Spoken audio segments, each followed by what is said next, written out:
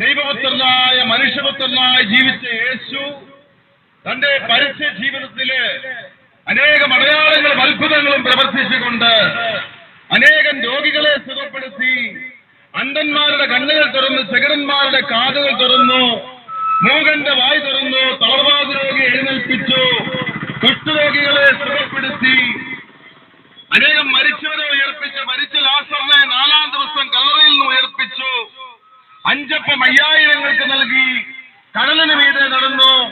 അങ്ങനെ അനേകം അടയാളങ്ങളിലൂടെ, അത്ഭുതങ്ങളിലൂടെ, പ്രബോധനങ്ങളിലൂടെ താൻ ദൈവപുത്രനാണ്, ലോകത്തിന്റെ രക്ഷകനാണ് എന്നുള്ള വലിയ സത്യം അവിടുന്ന് ലോകത്തിന്റെ മുമ്പിൽ അവിടുന്ന് കാണിച്ചു തന്നു.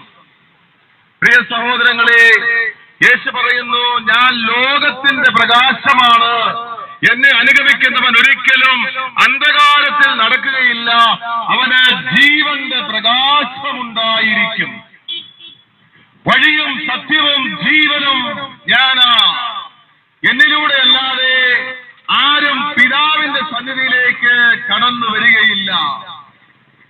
ഞാൻ വന്നത് ജീവൻ ഉണ്ടാകാനും അത് സമൃദ്ധമായി നൽകാനും അത്രേ.